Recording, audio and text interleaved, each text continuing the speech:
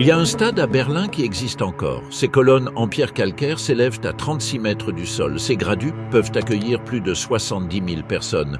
Et ces murs ont été conçus pour parler de pouvoir avant que l'arbitre ne siffle le premier coup de sifflet.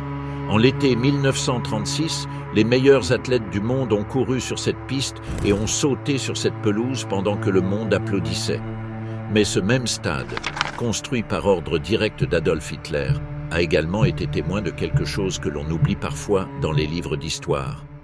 Des matchs de football, morts de faim sur les fronts, des joueurs qui ont changé le ballon contre le fusil et ne sont jamais revenus, des clubs qui ont disparu d'un décret, une sélection nationale qui a perdu face à ses propres états fantoches et un régime qui a cru pendant 12 ans qu'il pouvait dompter le jeu le plus populaire de la planète. Le football était enraciné depuis 2 décennies en Allemagne quand Hitler a pris la chancellerie en janvier 1933. À cette époque, le Deutscher Fußball-Bund comptait des centaines de milliers d'affiliés et les stades régionaux se remplissaient chaque fin de semaine. Mais le régime qui s'installait à Berlin n'allait pas laisser ce phénomène suivre son propre cours. Ce qui a suivi a été une expérience sans précédent, transformer un sport en instrument de doctrine, propagande et contrôle. Et comme c'est souvent le cas pour les expériences qui mélangent politique avec quelque chose que les gens aiment vraiment, les choses ne se sont pas déroulées selon le plan. Le DFB face à la tempête brune, la Gleichschaltung du football allemand. Le 30 janvier 1933, le jour même où Hitler prêtait serment comme Reichskanzler, le Deutscher Fußball-Bund traversait sa propre crise interne. Une crise qui avait peu de politique et beaucoup d'argent. Depuis le milieu des années 20, les grands clubs allemands faisaient pression pour que le football professionnel soit légalisé.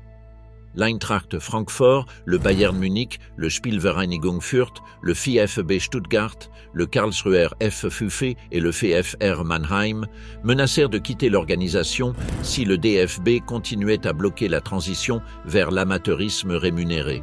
Et le DFB avait des raisons très concrètes de résister. Si le professionnalisme était admis, les clubs perdèrent le statut d'entité à but non lucratif et avec lui l'exonération fiscale. En Autriche, ils avaient déjà constaté le désastre.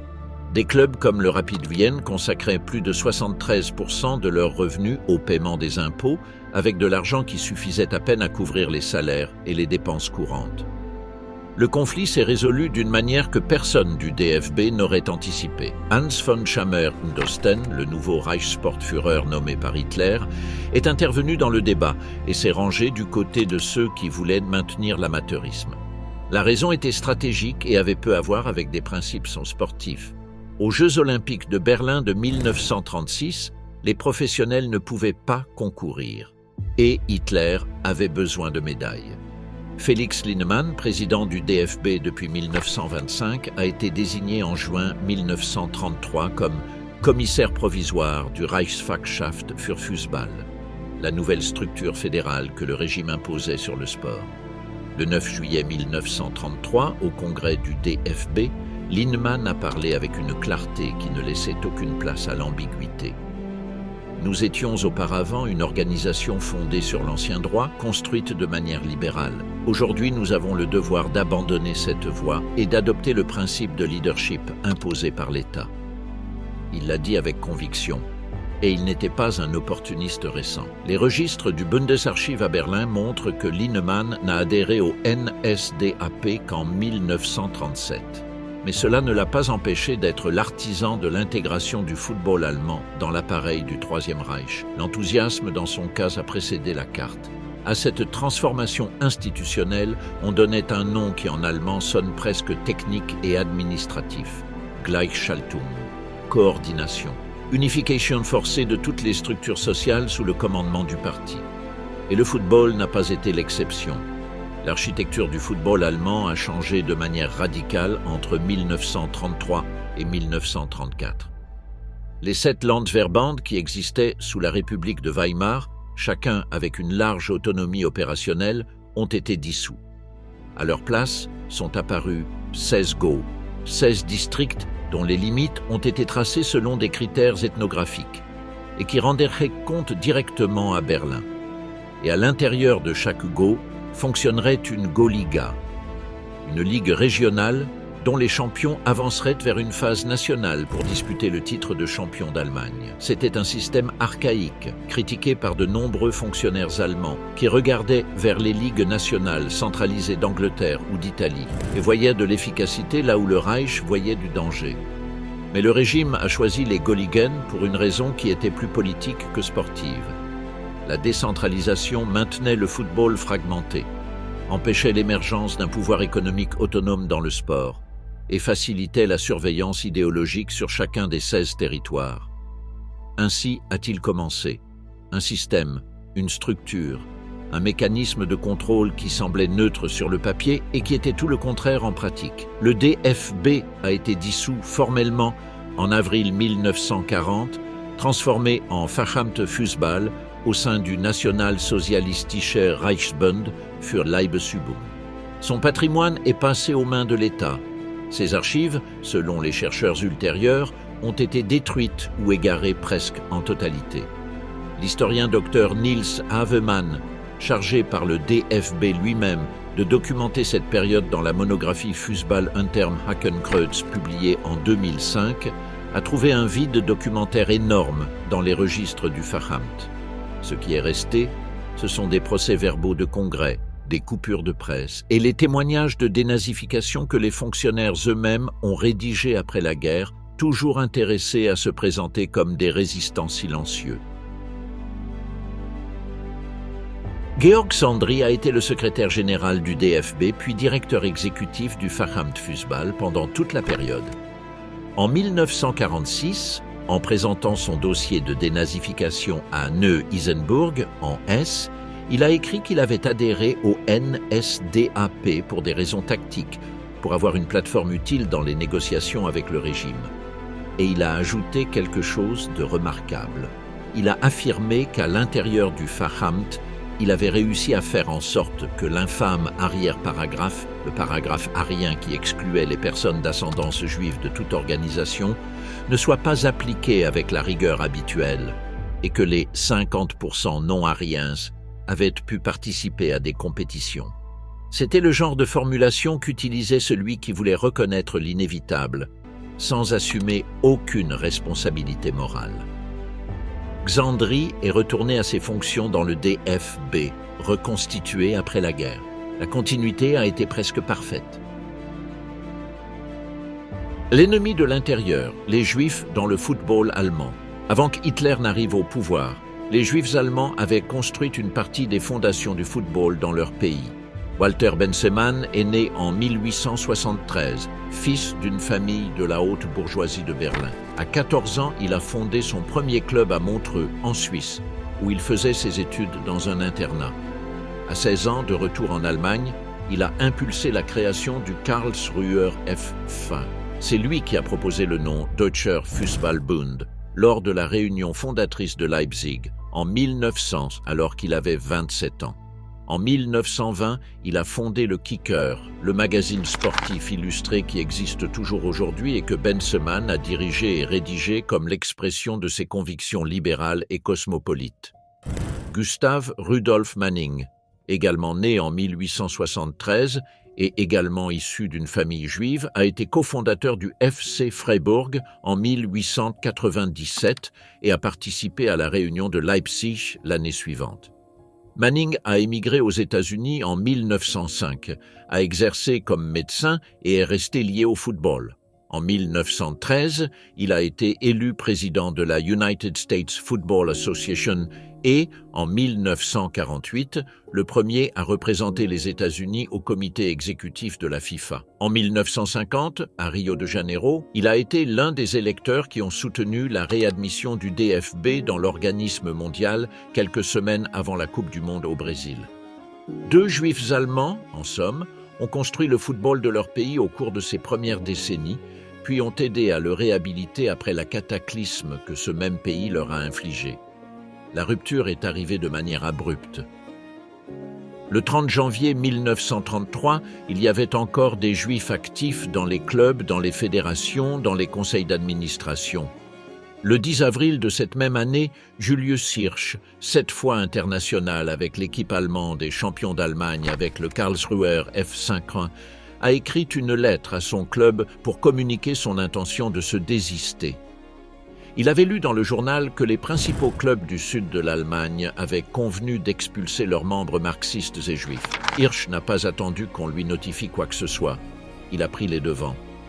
Dans cette lettre, Hirsch rappelait qu'il était au KFV depuis 1902, soit plus de 30 ans. Il mentionnait ses 2 championnats nationaux, ses 4 titres régionaux, sa participation aux Jeux olympiques de Stockholm de 1912, où a également joué Gottfried Fuchs. Fuchs, avec 6 sélections, avait marqué 10 buts en un seul match contre la Russie en 1912, un record qu'aucun joueur allemand n'a égalé jusqu'à aujourd'hui. Hirsch rappelait également que l'un de ses frères était mort pendant la Première Guerre mondiale. Le Karlsruher F5 a répondu en lui disant d'attendre, que les directives officielles n'étaient pas encore arrivées et que par conséquent, sa demande de radiation restait en suspens. Quelques semaines plus tard, les directives sont arrivées. Hirsch a dû partir. La mécanique d'exclusion qui a été appliquée dans le football allemand en 1933 a été décrite par l'historien Franz Josef Brüggemeier dans la Bundeszentrale für politische Bildung comme un processus de marginalisation continue. Le DFB et le Deutsche Sportbund ont émis une déclaration conjointe affirmant que les membres de la race juive n'étaient pas appropriés pour des postes de direction dans les organisations et les clubs. 2 institutions nationales, avec une seule phrase, ont délégué la responsabilité des expulsions à chaque club individuel. Et les clubs, un par un, ont obéi. Certains ont même pris les devants, comme le Karlsruher F5, qui a expulsé ses membres juifs avant de recevoir la moindre instruction formelle. Gottfried Fuchs a réussi à émigrer en 1937. Martin Stock, un autre joueur juif qui avait été membre et arbitre populaire à la Altonaer Spielvereinigung de Hambourg, a été déporté en 1941 vers le ghetto de Minsk et a survécu, une rareté statistique qu'il reconnaîtra lui-même après la guerre. Julius Hirsch n'a pas eu cette chance. Pendant la seconde moitié des années 30, il a essayé de travailler comme entraîneur du Jüdischer Turnverein Karlsruhe 03, puis pour un club français en Alsace et pendant un temps comme comptable dans une entreprise juive.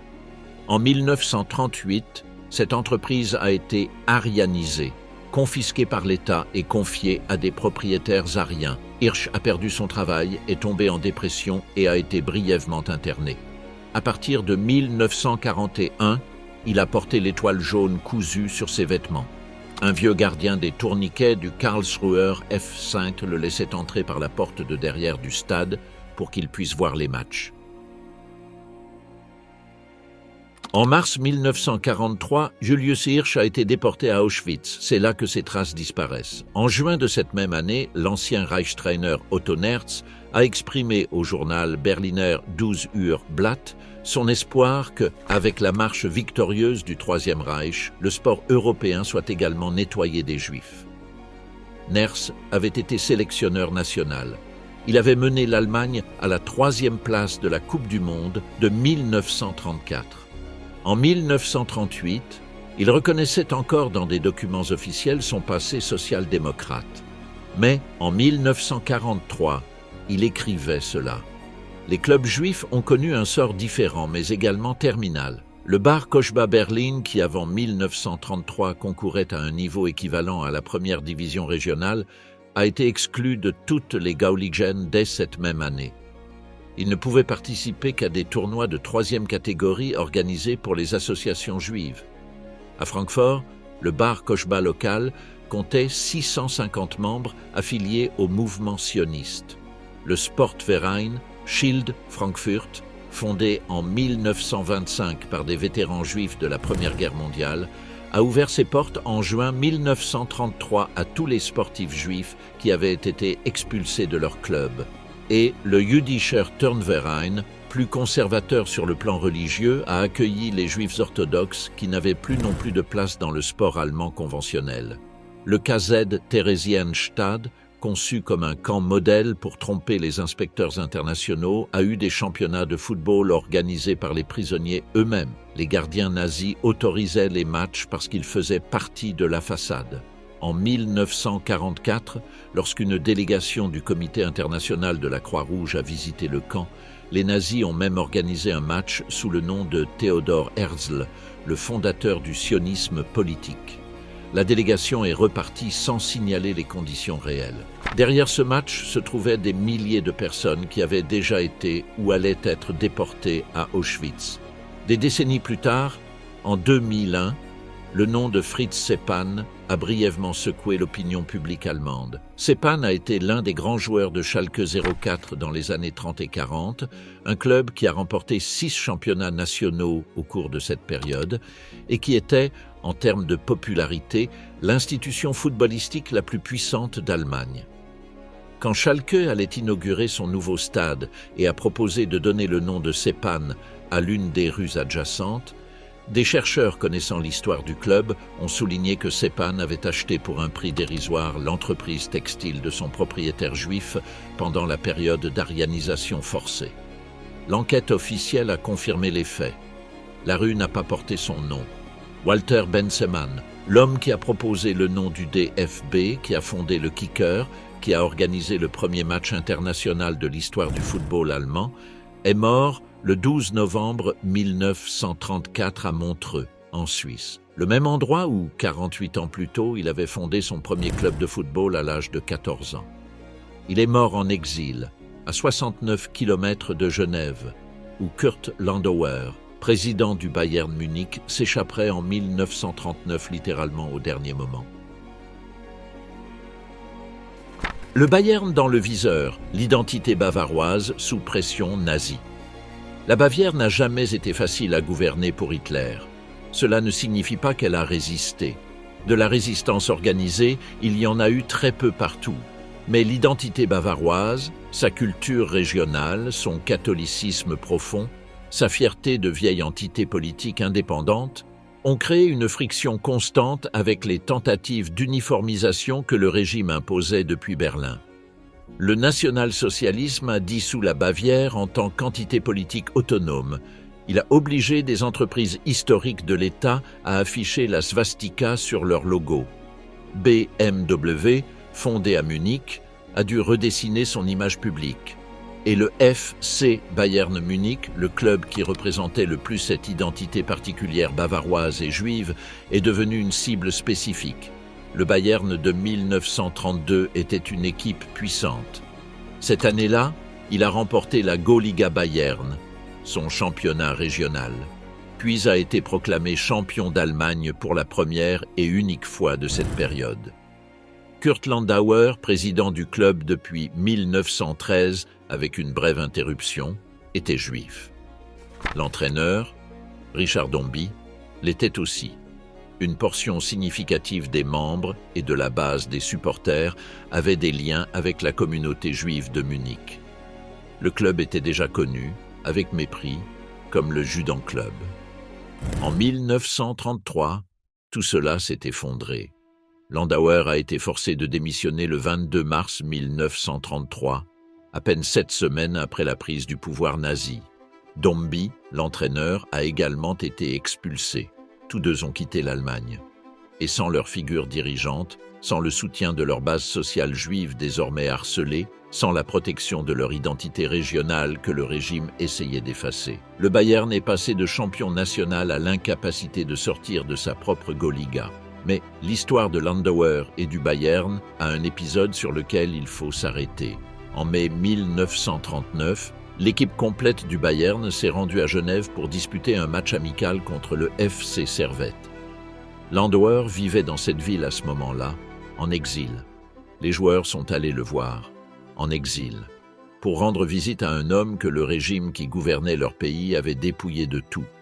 Lorsque l'équipe était retournée en Allemagne, le régime nazi les a vertement réprimandés pour ce geste.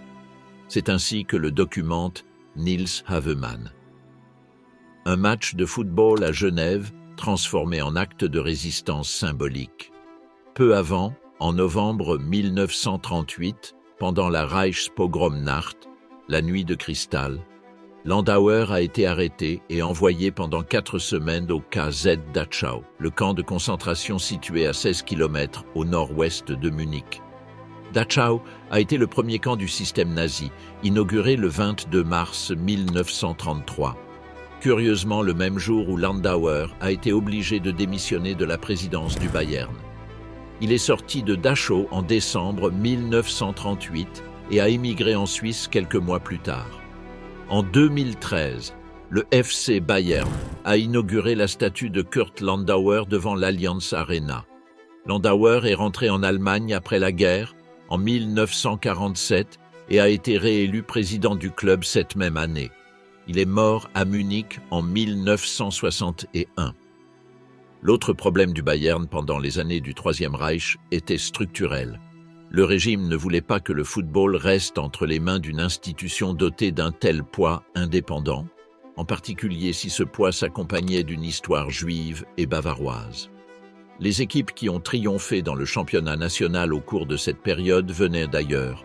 Le FC Schalke 04 de Gelsenkirchen a dominé l'ère avec 6 titres entre 1934 et 1942.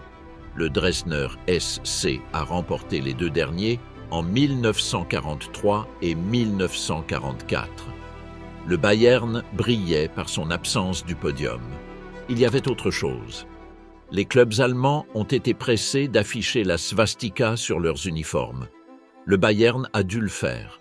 Une image qui suscite encore aujourd'hui un malaise dans les archives du club.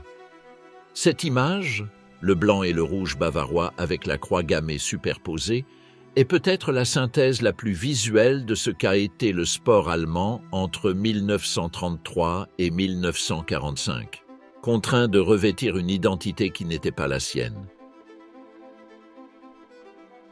Les Goligènes, un système de contrôle déguisé en compétition. Il faut comprendre la mécanique du système pour comprendre pourquoi le football allemand de ces années-là a été ce qu'il a été. Les 16 Goligènes fonctionnaient comme des ligues régionales indépendantes. Chacune couronnait son champion au cours de la saison. Ces champions avançaient ensuite vers une phase nationale au format d'élimination directe qui déterminait le champion d'Allemagne. Le système a été mis en marche lors de la saison 1933 à 34 et a fonctionné avec des adaptations croissantes à mesure que la guerre avançait jusqu'en 1944. À mesure que le Reich s'étendait vers l'Est et le Sud, le nombre de Goligènes a grandi. Des 16 originales, elles sont passées à 31 en 1943 à 44, incorporant des territoires comme le protectorat de Bohême-Moravie, la Gauliga Wartheland dans la Pologne occupée et la Gauliga Ostmark qui englobait les territoires autrichiens après l'Anschluss. Le débat interne sur la pertinence sportive de ce modèle n'était pas marginal. Des fonctionnaires du régime lui-même signalaient qu'il était archaïque.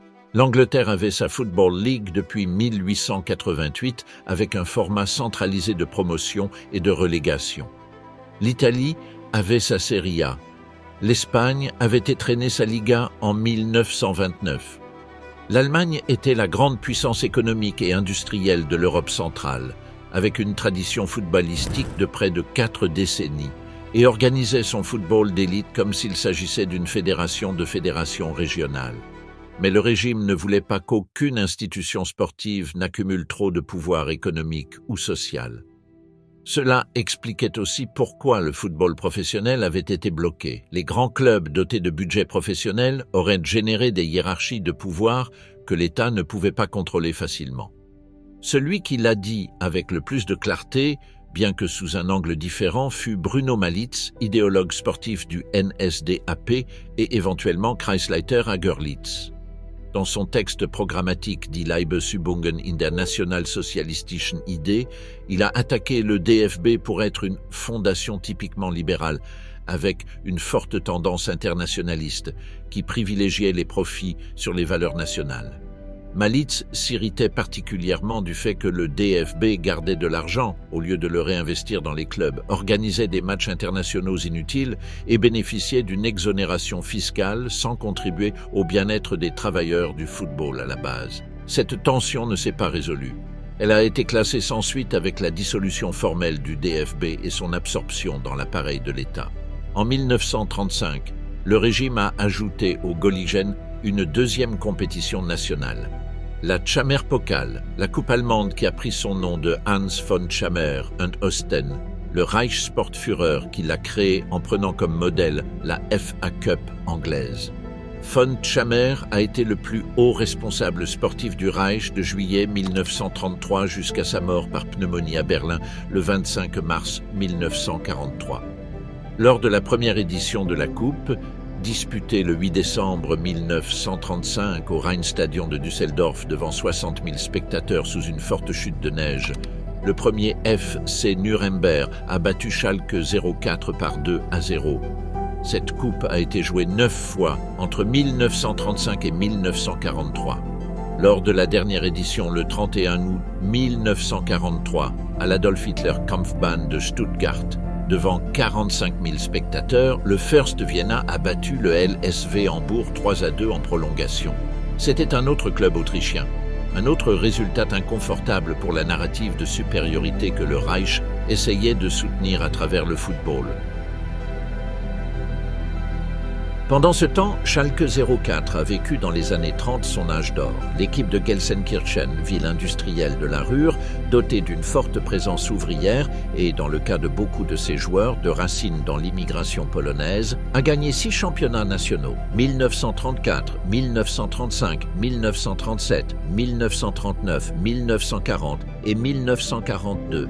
Entre 1933 et 1945, Schalke a disputé 189 matchs de Gauliga Westfalen. Il en a gagné 162, fait 21 nuls, perdu seulement 6. Il a marqué 924 buts et encaissé 145. Entre 1935 et 1939, il n'a pas perdu un seul match de ligue régionale. Il a atteint 8 des 11 finales nationales disputées au cours de la période. Le régime le présentait comme l'exemple sportif de la Nouvelle-Allemagne, un euphémisme qui ignorait commodément que ses 2 plus grandes étoiles, Fritz Szczepan et Ernst Kuzora, descendaient de familles d'immigrants polonais. Szczepan et Kuzora n'étaient pas seulement beaux-frères. Szczepan avait épousé la sœur de Kuzora, mais aussi les artisans du système tactique qui a rendu le club célèbre, le Schalker Kreisel, un jeu de passes courtes et rapides qui détruisait la défense adverse avec une circulation continue du ballon, précurseur des taureaux et de ce qu'on appellerait des décennies plus tard le pressing haut. Ce système a été développé avec la direction de l'entraîneur anglais Jimmy Hogan, qui a également travaillé à Dresde, et représentait le genre de modernité tactique que les ligues les plus avancées d'Europe pratiquaient déjà. Schalke l'a perfectionné pour en faire une machine. La finale de 1934, la première qu'ils ont gagnée, ils l'ont décidée à la 88e minute avec le but de Szczepan et à la 90e avec celui de Kuzora en remontant Nuremberg dans les derniers instants. Mais le championnat allemand n'a pas été une histoire de domination absolue de Schalke. Il y a eu des interférences que le régime n'avait pas prévues. En 1938, le Hannoveraner SV a emporté le titre. En 1941, le champion a été le Rapid de Vienne, un club autrichien que l'Anschluss de 1938 avait obligé à s'intégrer dans les Gauligen allemandes. La finale de cette année-là, disputée le 22 juin 1941 au stade olympique de Berlin devant près de 100 000 spectateurs, devait être une confirmation de l'hégémonie de Schalke. Ceux de la Ruhr ont réussi à mener 3-0 après quelques minutes de la seconde mi-temps. Ce qui s'est passé ensuite est entré dans l'histoire du football centre-européen. Franz Binder, attaquant du Rapid surnommé Bimbo, a marqué 3 buts en 10 minutes pour renverser le score à 3-4. Le Rapid a été proclamé champion d'Allemagne. C'était le même Binder qui, en 1938, avait fait de même en finale de la Tchamer-Pokal avec un autre triplé en 10 minutes pour battre l'Eintracht Francfort 3-1. Un joueur autrichien dans un stade berlinois plein d'officiers nazis exécutant la remontada la plus incroyable de l'ère face à l'équipe allemande la plus puissante de la décennie. Le Rapid est devenu l'un des rares clubs au monde à avoir gagné le championnat de ligue dans 2 pays différents. Et il l'a fait dans l'Allemagne nazie.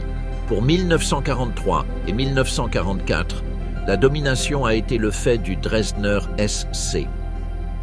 Le club saxon est arrivé à cette étape avec Helmut Schön comme sa grande figure offensive. Un attaquant né à Dresde le 15 septembre 1915 qui, entre 1937 et 1941, a été international avec la sélection allemande à 16 reprises et a marqué 17 buts. Schön a été le meilleur buteur du championnat national de 1944 avec 14 réalisations dans la phase finale, un chiffre que personne n'a égalé cette année-là. Le Dresdner SC a terminé la saison 1942 à 43 invaincu et a été proclamé champion pour la première fois de son histoire le 27 juin 1943 en battant le FV Sarrebruck 3-0 en finale. L'année suivante, il a répété en battant le LSV Hambourg 4-0 en finale le 18 juin 1944 dans le même stade olympique de Berlin. Ils ont été les derniers champions. Le trophée Victoria, remis annuellement aux champions depuis 1903, a disparu pendant les derniers mois de la guerre et n'a été récupéré qu'après la réunification allemande. Aujourd'hui, il est exposé au Deutsche Fußballmuseum de Dortmund. Helmut Schön a ensuite entraîné l'Allemagne de l'Ouest pendant 14 ans. Il a gagné l'Euro 1972 et la Coupe du Monde 1974. Le champion de la Ligue nazie de 1944, reconverti en sélectionneur le plus titré de l'histoire du football allemand d'après-guerre. Italie 1934 et France 1938, les Coupes du monde du Reich. Le premier examen international du football nazi a eu lieu en Italie, en juin 1934. C'était un moment particulier. Hitler avait pris le pouvoir à peine 16 mois plus tôt et sur le plan interne, les purges avaient déjà expulsé Landauer du Bayern, les joueurs juifs de leur club et les fonctionnaires qui ne communiaient pas avec le nouvel ordre. Mais vers l'extérieur, le régime était encore en phase de construction d'image. Les matchs internationaux étaient, selon l'historien Niels Havemann, des outils de politique extérieure. Le Reichssportführer, l'Auswärtige Amt et le ministère de la Propagande considéraient les rencontres sportives internationales comme un moyen d'attirer des pays et des régions qui étaient valorisés politiquement, militairement ou géostratégiquement vers la sphère d'influence allemande. La sélection allemande est arrivée en Italie avec quelque chose à prouver, et pendant un moment, elle l'a prouvé. Le 27 mai 1934, l'Allemagne a battu la Belgique par 5-2 à Florence pour ses débuts en Coupe du Monde. Le principal buteur a été Edmund Konnen, qui a marqué 4 des 5 buts allemands. 4 jours plus tard, à Milan, l'Allemagne a éliminé la Suède 2-1 en quart de finale, avec 2 buts du même Konnen. En demi-finale, à Rome le 3 juin, le match contre la Tchécoslovaquie a été plus compliqué. Les Tchèques étaient favoris, disposaient de joueurs du profil d'Oldrich Nejedly, qui a terminé meilleur buteur du tournoi avec 5 buts, et ont surclassé l'Allemagne 3-1. Lors du match pour la 3e place, le 7 juin à Naples, l'Allemagne a battu l'Autriche 3-2 et a décroché le bronze. La 3e place a été présentée par le régime comme un signe de progrès. Il y avait du vrai dans cette lecture. La sélection allemande des années précédant 1933 avait fourni des résultats médiocres. En 1931, une seule victoire en 7 matchs. En 1932, 3 victoires et 3 défaites. La 3e place en Italie, 1934, était réelle. Mais 1938 a été une autre histoire. Le 12 mars 1938, les troupes allemandes ont franchi la frontière autrichienne. 2 jours plus tard, l'Anschluss était officiel. L'Autriche cessait d'exister en tant qu'État indépendant. Pour les fonctionnaires du football nazi, c'était une opportunité sans précédent.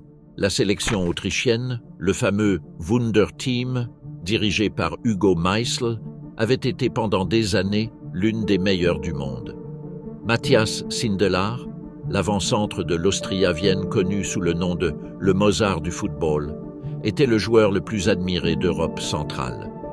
Si l'Allemagne pouvait combiner ses meilleurs joueurs avec les meilleurs Autrichiens, le résultat théorique était une sélection pratiquement imbattable.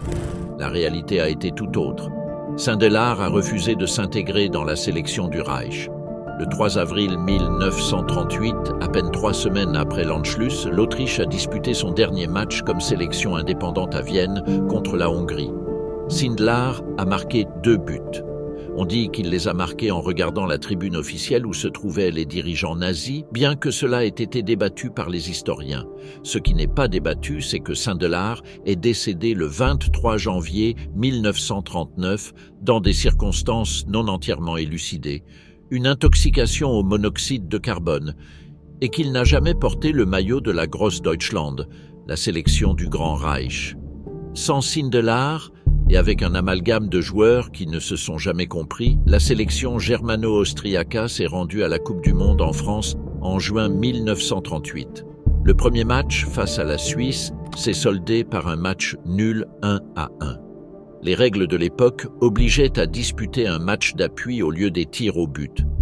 Le 9 juin 1938, à Paris, la Suisse a remporté cet appui 4-2. L'Allemagne a été éliminée dès le premier tour. Pour une machine propagandiste qui construisait depuis 5 ans l'image d'une nation renaissante, puissante et invincible, cette élimination a été un choc inattendu. Le Reich l'a encaissé dans un silence officiel. Puis il a organisé un match amical de revanche contre la Suisse en 1941. En temps de guerre, les Suisses ont de nouveau gagné. La guerre sur la carte du football, nouvelle fédération en territoire occupé. L'invasion de la Pologne en septembre 1939 n'a pas seulement altéré la carte politique de l'Europe, elle a altéré la carte du football. Le modèle que le régime a appliqué dans chaque territoire occupé suivait un schéma reconnaissable. Dissoudre la fédération nationale, réorganiser les ligues sous contrôle allemand, créer des structures sportives qui servaient les objectifs de propagande et de contrôle social. La Pologne a été le cas le plus brutal. Le général gouvernement établi par Hans Frank en octobre 1939 a transformé le centre de la Pologne en un territoire d'administration directe allemande où le football polonais a été interdit ou sévèrement restreint. Dans des villes comme Cracovie et Varsovie, des clubs liés à l'administration d'occupation et à des unités militaires spécifiques ont vu le jour. Leurs matchs étaient réservés aux soldats et colons allemands, non à la population polonaise. Le cas le plus analysé historiquement a été celui de la Tchécoslovaquie, démembrée en 2 entités distinctes après les accords de Munich de septembre 1938 et l'occupation ultérieure de Prague en mars 1939. Du pays qui avait atteint la finale de la Coupe du Monde en 1934 et les quarts de finale en 1938, il restait 2 fragments, le protectorat de Bohême-Moravie, sous contrôle direct allemand, et la République slovaque, un État formellement autonome, mais en pratique dépendant du Troisième Reich. Le protectorat de Bohême-Moravie a eu une sélection de football qui a disputé exactement 3 matchs amicaux dans toute son existence. Ses meilleurs joueurs vivaient sous surveillance stricte. Le Reichssportführer gérait les calendriers. La Slovaquie a été différente, avec sa propre fédération, sa propre tenue, son propre hymne et un projet sportif cherchant à démontrer que le nouvel État pouvait rivaliser au niveau européen. La sélection slovaque a organisé ses débuts internationaux pour le 27 août 1939, à peine 5 jours avant que l'Allemagne n'envahisse la Pologne. Le rival choisi pour ce baptême historique fut précisément le pays qui avait rendu possible l'existence de la Slovaquie, l'Allemagne. Le match a été disputé à Bratislava. 17 000 spectateurs ont rempli le stade et ont soutenu leur sélection avec une intensité qui a surpris les visiteurs allemands, et la Slovaquie a gagné 2-0. Le régime nazi, qui avait créé cet État client en espérant qu'il servirait de vitrine d'efficacité politique sous tutelle allemande, a subi une défaite de la part de sa propre création. Et 5 jours plus tard, la guerre a éclaté et le résultat est passé au second plan. Mais le match reste dans les registres. La Tchécoslovaquie avait légué à la Slovaquie une génération de footballeurs capables de battre n'importe qui. Le tuteur a été humilié par son pupille. Il en a été de même dans les territoires de l'Est. L'occupation de la Yougoslavie, de la Grèce, des pays baltes et enfin des territoires soviétiques a généré dans chaque cas des tentatives de réorganiser le sport local sous l'égide allemande. Certaines ont été de brèves expériences. D'autres ont eu des conséquences qui sont allées bien au-delà de ce que les organisateurs allemands avaient anticipé. Le front comme stade, le football entre opérations militaires. Il y a quelque chose de difficile à imaginer dans l'image de soldats jouant au football pendant des pauses entre les combats. C'est pourtant exactement ce qui s'est produit sur de multiples fronts de 1939 jusqu'au dernier mois de la guerre. Le football en tant qu'outil de cohésion et de gestion de l'état mental des troupes n'était pas une invention nazie. Les Britanniques l'avaient pratiqué pendant la Première Guerre mondiale, y compris le célèbre match de Noël de 1914, au cours duquel Allemands et Britanniques ont cessé de se tirer dessus dans le No Man's Land pour disputer une partie improvisée. Mais le Troisième Reich l'a systématisé avec une spécificité qu'aucune armée précédente n'avait atteinte. Des divisions de la Wehrmacht, des unités des SS et du personnel de soutien organisaient des rencontres amicales pendant les périodes de repos entre les opérations. Certaines divisions possédaient leurs propres équipes stables avec une identification claire, des tenues différenciées et des registres de résultats. De petits tournois étaient organisés entre unités stationnées dans la même région. L'objectif déclaré était d'élever le moral, de renforcer la camaraderie et d'offrir un répit psychologique avant de retourner au front. Mais il y avait autre chose. Les équipes militaires n'existaient pas seulement sur les fronts. Elles concurrençaient également au sein du système officiel des ligues domestiques.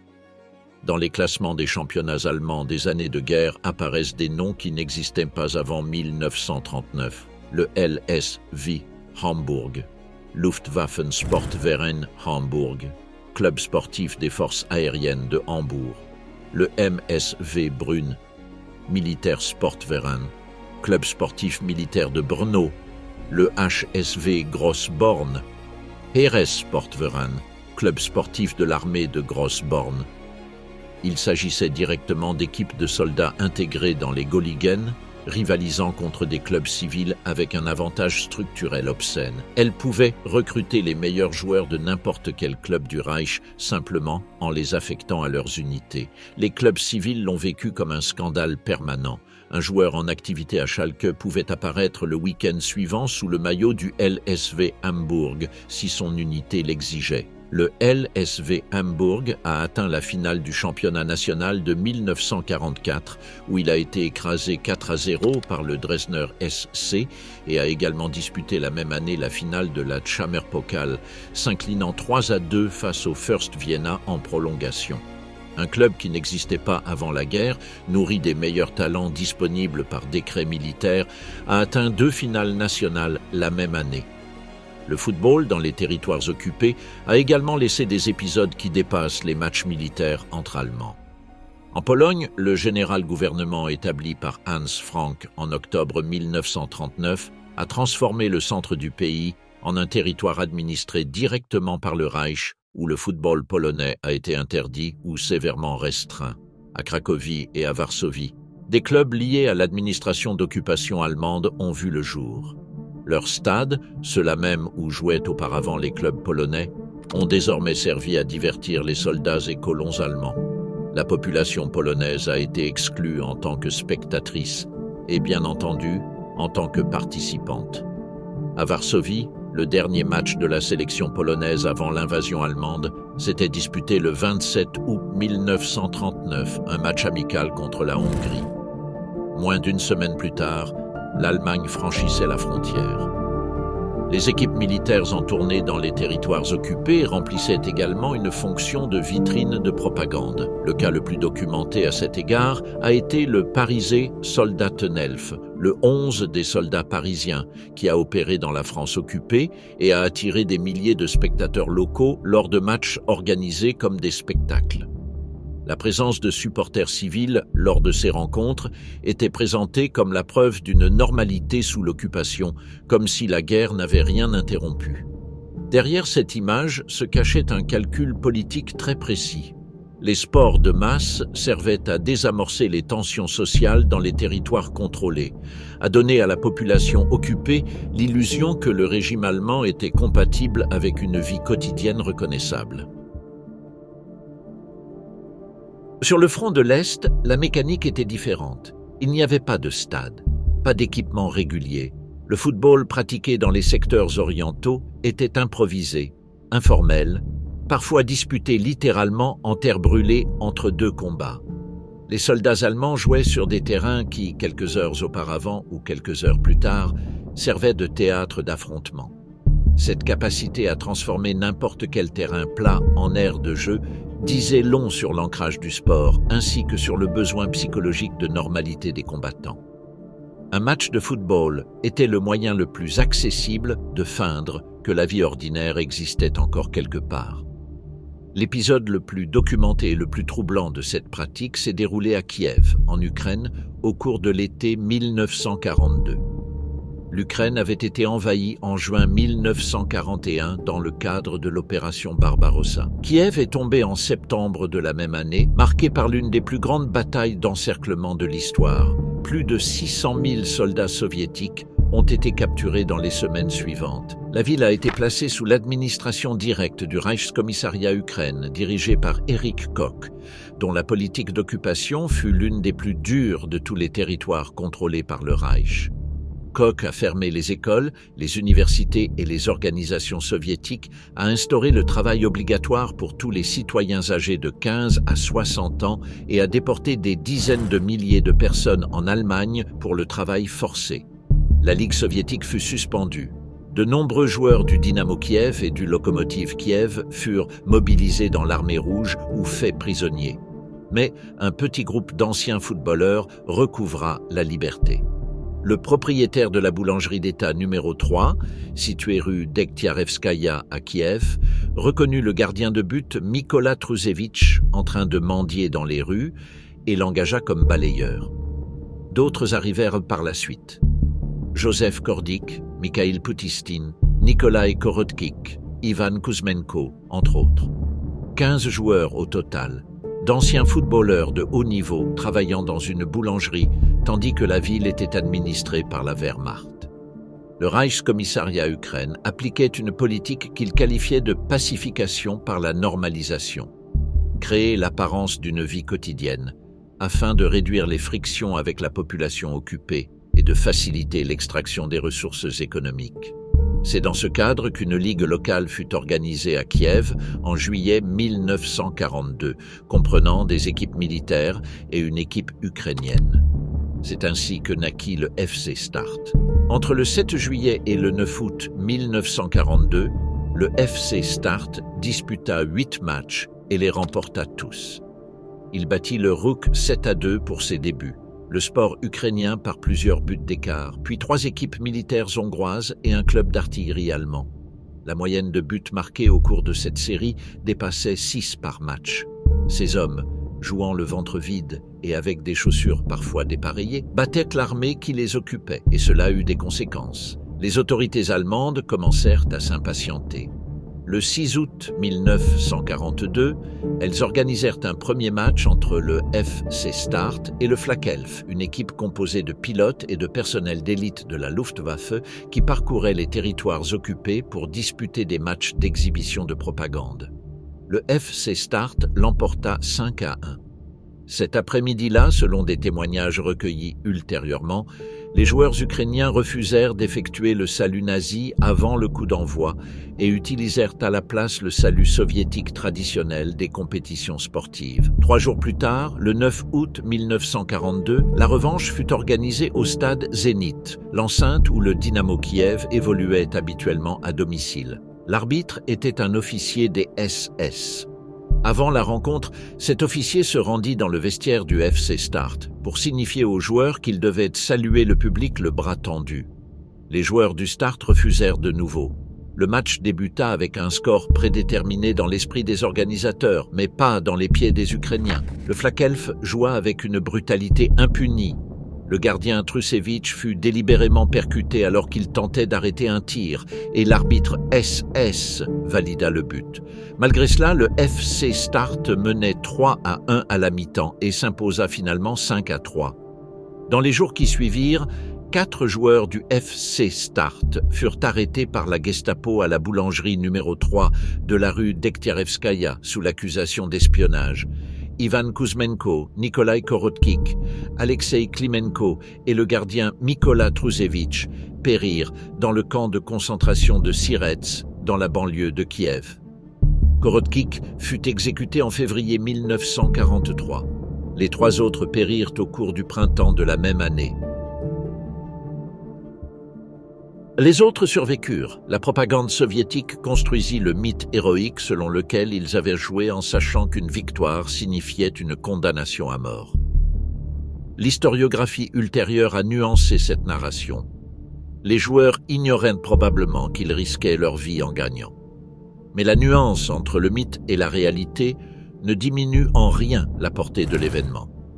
Le premier journal à relater l'épisode fut le quotidien soviétique Izvestia, le 16 novembre 1943, sans toutefois mentionner le match en soi, mais seulement l'exécution des sportifs. L'histoire complète mit des décennies à être documentée avec rigueur.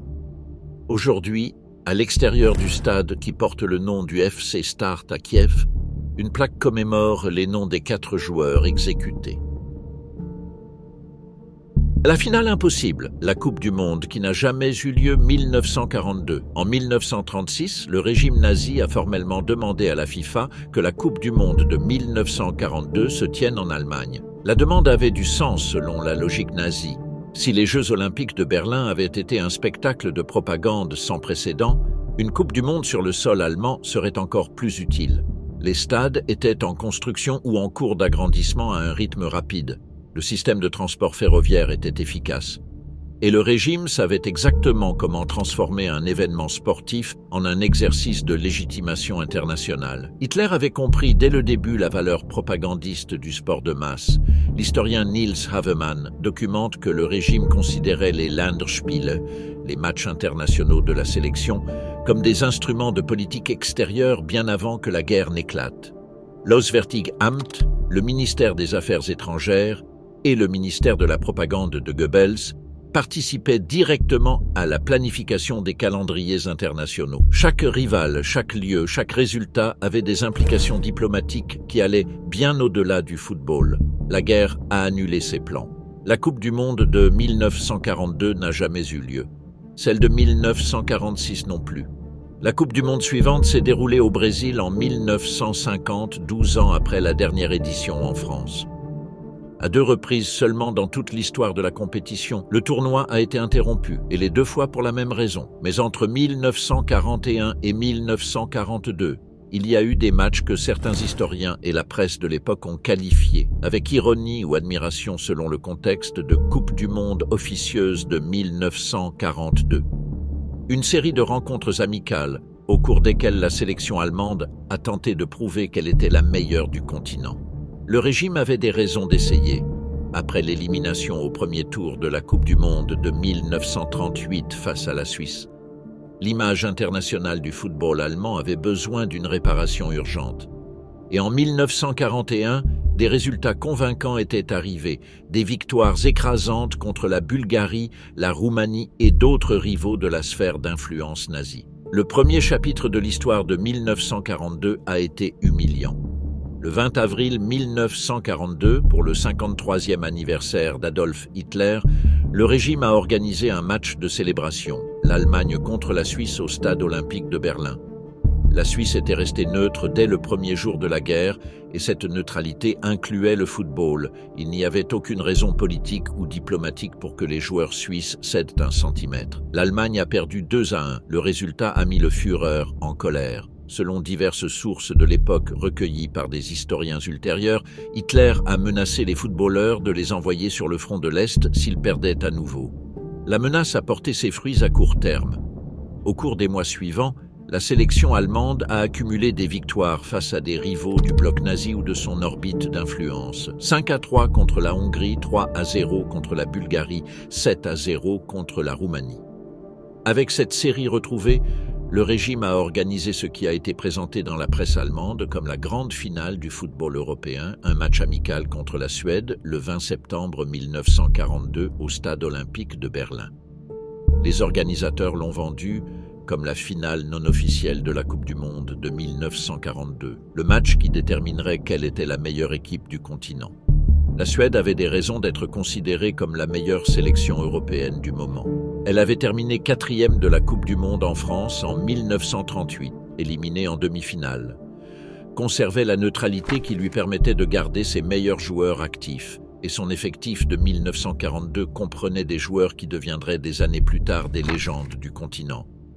Gunnar Nordahl, qui terminerait comme le meilleur buteur historique de l'AC Milan avec 221 buts en Série A. Arne Nyberg de l'IFK Göteborg, l'un des attaquants les plus redoutés d'Europe.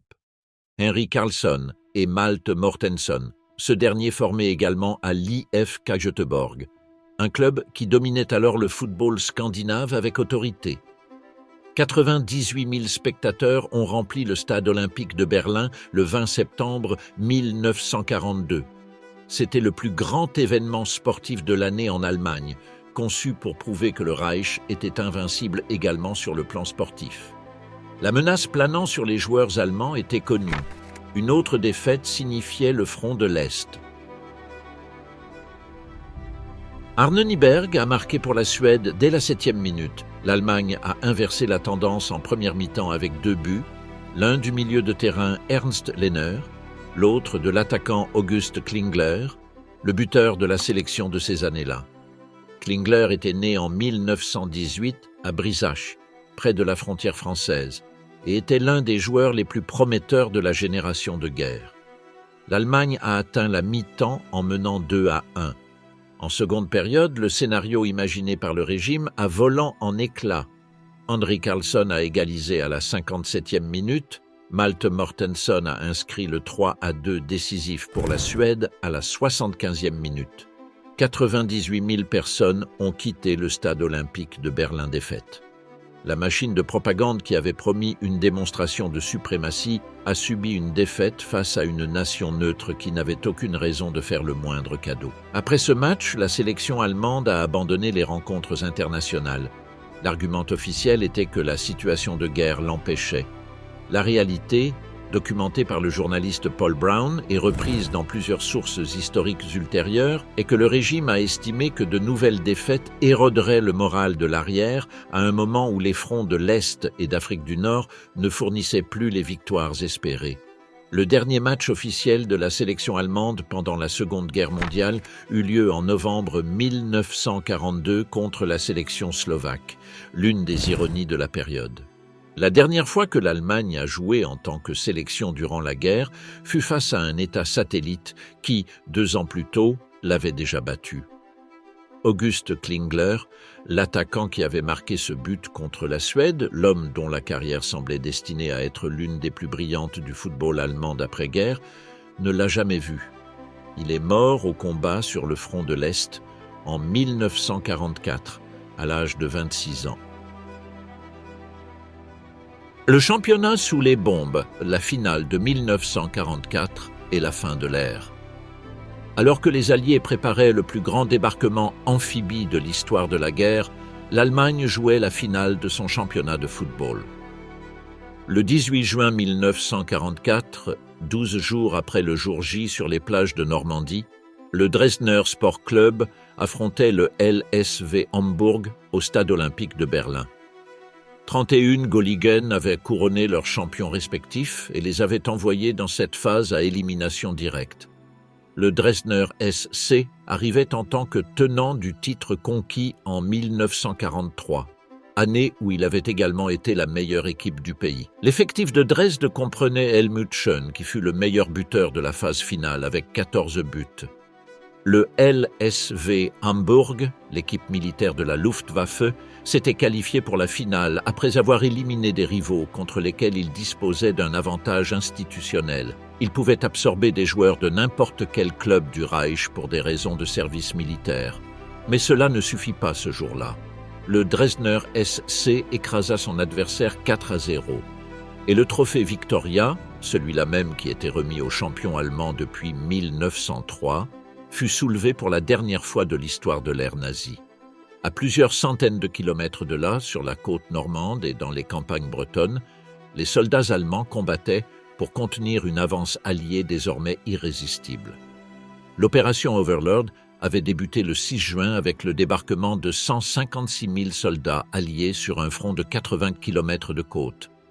Le front de l'Est ne connaissait pas de répit non plus. 3 jours après la finale, le 21 juin 1944, l'Union soviétique lança l'opération Bagration contre le groupe d'armées centre. En quelques semaines, les soviétiques détruisirent 28 divisions allemandes, firent 300 000 prisonniers et progressèrent de 600 km vers l'ouest. Ce fut la plus grande défaite de l'armée allemande de toute la guerre, pire encore que Stalingrad en termes d'effectifs perdus. Et à Berlin, 70 000 personnes avaient assisté à un match de football.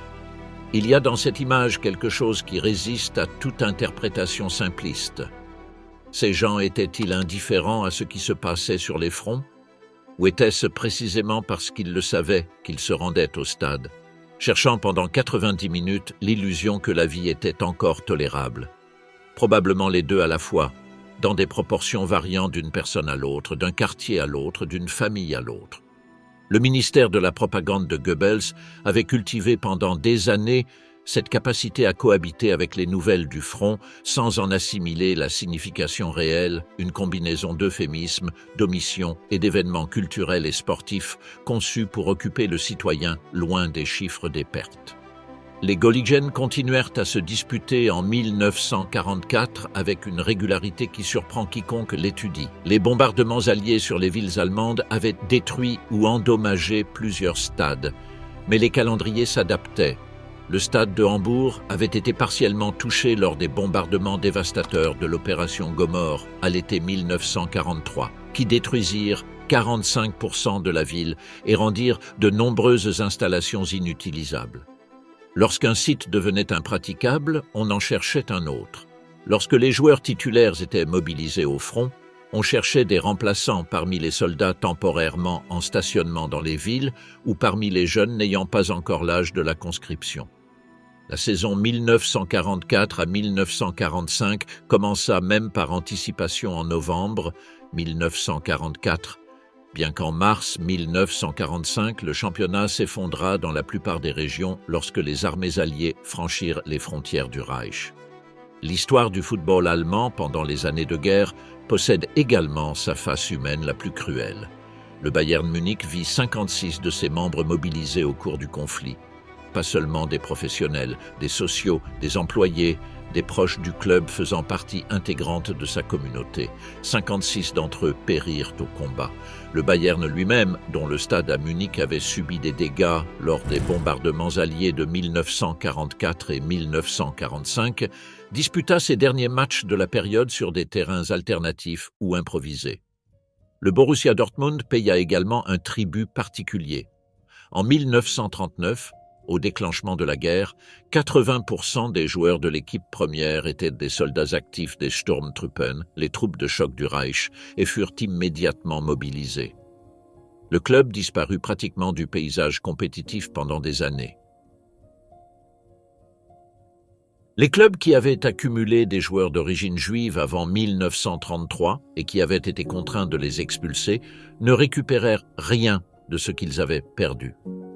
La purge idéologique avait affaibli de manière permanente leur base technique, leur structure économique et leur tissu social.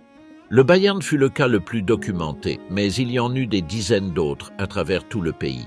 À mesure que 1944 avançait vers 1945, la situation devint intenable. Les équipes perdaient des joueurs plus vite qu'elles ne pouvaient les remplacer. De nombreux clubs fusionnèrent leurs effectifs avec ceux de rivaux par simple nécessité de survie sportive. Les concentrations de troupes dans les villes et les bombardements constants rendirent impossible le maintien d'une logistique régulière de transport et de sécurité pour les spectateurs. Le trophée Victoria, remis au Dresdner SC en juin 1944, disparut dans le chaos des derniers mois. Il réapparut des décennies après la réunification allemande, conservé dans des conditions que les historiens de la DFB n'ont jamais pu détailler complètement. Le dernier match de l'ère nazie dont il existe une trace officielle eut lieu le 22 avril 1945. Berlin était encerclé. Les troupes soviétiques avaient franchi l'Oder le 16 avril et progressèrent vers le centre-ville sur de multiples fronts. Les combats dans les banlieues orientales étaient déjà audibles depuis le cœur de la capitale. le bunker de la chancellerie où Hitler passait ses dernières heures à dicter son testament politique et à se suicider 8 jours plus tard, se trouvait à quelques kilomètres de l'endroit où, ce même 22 avril, le Bayern Munich et le TSV 1860 Munich disputèrent un match amical. Le Bayern l'emporta 3-2. Il y avait des arbitres. Il y avait des joueurs sur le terrain. Il y avait, selon les sources de l'époque, quelques spectateurs. Le grondement de l'artillerie soviétique était perceptible à Munich ces jours-là à travers la radio et les rumeurs colportées par les réfugiés de l'Est. Et 2 équipes de Munich jouaient un match de football. C'était la forme de déni la plus persistante que l'on puisse imaginer. Le sport érigé en bouclier contre la réalité, maintenu jusqu'au tout dernier instant possible. Hitler se suicida le 30 avril 1945. L'Allemagne signa la capitulation sans condition le 8 mai. Tous les clubs allemands furent dissous par la directive numéro 23 du Conseil de contrôle allié dans le cadre du processus de dénazification. Ils furent reconstitués peu après, mais sous de nouvelles règles, sans les registres de la période nazie dans leurs archives officielles, comme si le football pouvait repartir de zéro. Il ne le pouvait évidemment pas. L'histoire ne fonctionne pas ainsi. Le retour au football et les comptes en suspens. L'été 1945 en Allemagne sentait les décombres et l'essence brûlée. Les villes n'étaient de plus que des géométries de ruines. Les réseaux de transport étaient brisés.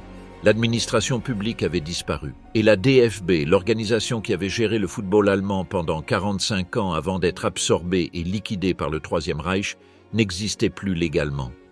Les puissances alliées imposèrent des restrictions aux activités des organisations allemandes, y compris sportives. Mais les Allemands recommencèrent à jouer au football avant qu'aucune autorité ne le leur autorise formellement. Sur des terrains de fortune, sur des espaces qui étaient auparavant des parcs ou des terrains vagues débarrassés des décombres, avec des ballons parfois constitués de chiffons noués, les matchs débutèrent dès l'automne 1945. La nouvelle DFB fut reconstituée à Stuttgart en 1949. La composition de son premier bureau directeur mérite qu'on s'y attarde. Georg Zandri, le directeur exécutif du Fachamt Fußball pendant toute l'ère nazie, reprit ses fonctions. Karl Koppehel, le chroniqueur officiel de la DFB, qui avait écrit sur la période nazie, sans mentionner aucune de ses atrocités, fit également son retour. Felix Lindemann, le président qui avait orchestré la Gleichschaltung du football allemand en 1933, était mort, ce qui évita à la DFB d'avoir à s'expliquer sur son parcours. Martin Stock, le joueur juif qui avait survécu au ghetto de Minsk, siégeait au sein de ce premier bureau directeur à la tête du comité de compétition. Sa présence était la preuve que certaines choses avaient changé. Mais son exceptionnalité témoignait également de la mesure dans laquelle la continuité du personnel constituait la norme. Karl Koppehel publia en 1954 la Geschichte des deutschen Fußballsport, l'histoire officielle du football allemand. À propos des années du national-socialisme, il écrivit qu'il avait été nécessaire de naviguer entre les récifs sans se laisser entraîner vers des eaux partisano-politiques. Une interprétation que l'historien Niels Havemann qualifia 50 ans plus tard d'exemple paradigmatique de la résistance de la jeune République fédérale à affronter les crimes du nazisme. Il fallut attendre 2001 pour que la DFB commande une recherche scientifique indépendante sur son rôle durant la période nazie. Cette recherche, dirigée par Niels Havemann, fut publiée en 2005 sous le titre « Fußball unterm Hakenkreuz ». La même année, la DFB institua le prix Julius Hirsch, en mémoire du joueur déporté et assassiné à Auschwitz en 1943. Le premier lauréat fut le FC Bayern Munich, dont l'équipe des moins de 17 ans avait disputé cet été-là de 2005 un match contre une sélection mixte israélo-palestinienne. Gottfried Fuchs, qui avait fui l'Allemagne en 1937 pour s'établir définitivement au Canada, ne reçut aucune invitation de la part de la DFB pour les Jeux olympiques de Munich en 1972, en dépit des efforts du sélectionneur Sepp Herberger pour convaincre le conseil d'administration de l'inviter. La direction refusa. Fuchs vécut jusqu'en 1972. Le record qu'il avait établi en 1912, 10 buts lors d'un seul match avec l'équipe nationale, reste inégalé. Il existe un lien direct entre ce record de 1912 et les 10 ans du prix Julius Hirsch, et ce qui parcourt cette ligne n'est pas seulement l'histoire du football. C'est la question du temps qu'il faut à une institution pour reconnaître ce qu'elle a fait et ce qu'elle a omis de faire lorsqu'elle a cru que personne ne la regardait. Le docteur Pascal Tries, historien à l'Institut für Zeitgeschichte München-Berlin, mène actuellement un projet commandité par la DFB Kulturstiftung pour documenter en détail le rôle des fonctionnaires de la DFB pendant et après la période nazie. Le travail est en cours. Des questions demeurent sans réponse. Ce que le ballon n'a pas pu cocher. En 12 ans, le Troisième Reich a tenté de transformer le football en quelque chose que le football n'a jamais été nulle part, ni à aucune époque, un argument politique incontestable. Il a construit des ligues pour le contrôler, dissout des fédérations pour se l'approprier, exclu les Juifs pour le purger, créé des sélections satellites pour l'exhiber et organisé des finales sous les bombes pour faire semblant que la défaite n'arrivait pas. Et le football, avec l'indifférence que les vrais jeux ont face au système de pouvoir, n'a pas coopéré. La sélection allemande a perdu au premier tour de la Coupe du Monde de 1938 contre la Suisse. Elle a été battue 2-1 le jour de l'anniversaire d'Hitler par ce même rival neutre. Elle a perdu contre la Suède en septembre 1942 devant près de 100 000 spectateurs. Elle a perdu en août 1939 contre la Slovaquie, un État qui devait son existence au Reich qui venait d'être battu. Et à Kiev, à l'été 1942, un groupe de boulangers affamés a gagné 2 matchs consécutifs contre l'équipe de l'aviation la plus puissante du monde. Il y eut aussi des joueurs qui périrent. August Klingler sur le front de l'Est à 26 ans et avec 6 buts internationaux. Les 56 membres du Bayern Munich tombés au combat, les 4 joueurs du FC Start exécutés dans le camp de Sieretz. Julius Hirsch, assassiné à Auschwitz en mars 1943 à l'âge de 52 ans, après avoir servi l'Allemagne lors de 2 sélections de jeunesse et 7 capes internationales avec l'équipe A. Le football n'a sauvé personne, mais il ne s'est pas non plus totalement soumis. Il a continué à placer le ballon là où il le fallait, à marquer les buts qu'il fallait, à gagner les matchs qu'il fallait, sans demander quelle bannière flottait dans la tribune officielle. Les stades construits par le Troisième Reich sont encore debout dans certains cas. Le stade olympique de Berlin a accueilli des matchs de la Coupe du Monde de 2006. Sur cette même pelouse où 98 000 personnes avaient assisté à la défaite de l'Allemagne face à la Suède en 1942, la sélection allemande a battu le Costa Rica 4-2 lors du match d'ouverture de la Coupe du Monde dont elle était l'hôte. 64 ans d'écart entre les 2 rencontres. Le même gazon, une autre époque, un autre pays,